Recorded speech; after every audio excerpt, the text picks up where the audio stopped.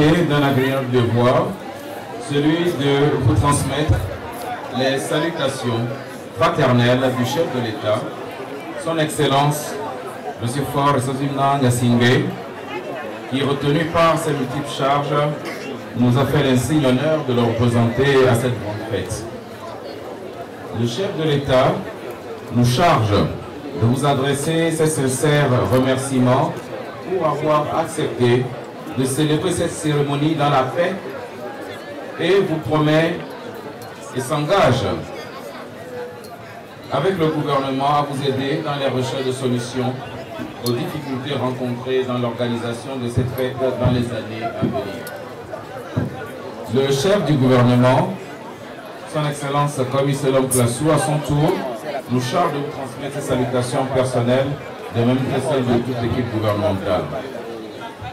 En cette occasion solennelle de la prise de la pierre sacrée, permettez-nous de vous manifester notre fierté, de savoir à quel point vous vous investissez dans la sauvegarde de votre immense richesse culturelle.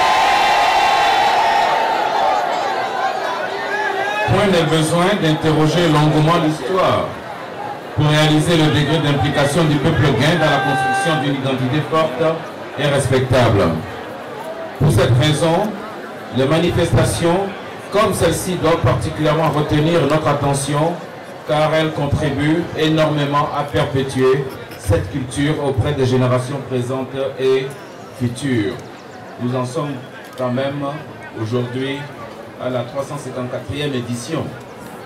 En effet, l'ensemble des cérémonies qui trouvent leur apothéose dans la célébration de ce jour ont pour but primordial de conjurer le mauvais sort et de solliciter la protection des ancêtres.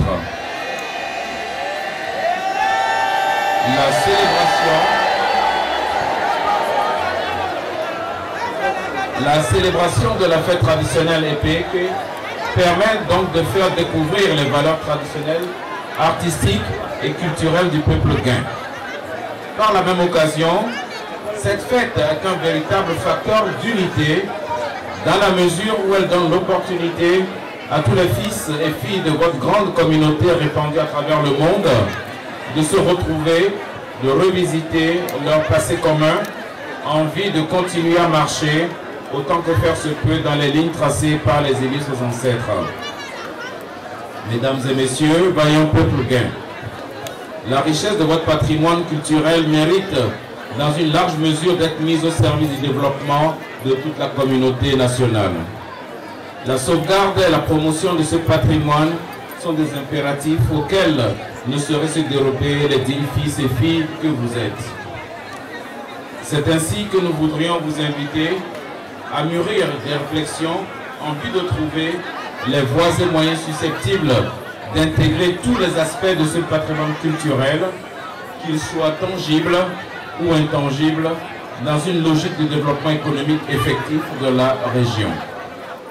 Cet exploit, vous en êtes capable aujourd'hui, comme vos ancêtres ont réussi à relever des défis tout aussi importants dans le passé. La finalité de tout ceci étant le bien-être et l'épanouissement total des populations gain et partant de toute la nation togolaise. Mesdames et messieurs, la solidarité, la fraternité et la paix sont des valeurs que nos différentes cultures ont toujours mises en un point d'honneur à promouvoir. Ce sont des repères d'une importance capitale et qui constituent le soubassement et le socle de la cohésion sociale pour un vivre ensemble harmonieux. C'est dans cette optique que nous voudrions vous appeler à une vigilance accrue dans le but de sauvegarder la paix et la quiétude dans notre pays. Cette cérémonie, avec la pierre qui sera prise très prochainement, viendra nous montrer, et je l'espère de tout mon cœur, et je pense que c'est le vœu de tout le monde ici réuni, que les membres de nos ancêtres nous convient une nouvelle fois à l'union, à la fraternité et à la cohésion pour un développement harmonieux et inclusif de notre pays. Pour terminer, nous voudrions manifester notre reconnaissance au comité d'organisation de EPEP 2017 pour la chaleur de l'accueil dont nous avons été l'objet, ainsi qu'à la délégation qui nous accompagne. Il n'y a pas de développement. Sans la paix, il n'y a pas de nation.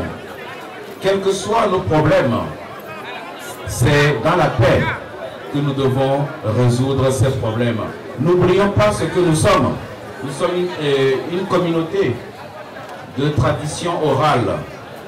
Et c'est par la voie de la discussion, de la négociation, du respect de l'autre que nous pouvons résoudre tous les problèmes et surmonter toutes les montagnes. Alors, j'espère de tout mon cœur que les mannes de nos ancêtres nous enverront un signe fort pour nous montrer la voie à suivre. Je n'en doute pas un instant. Je vous remercie.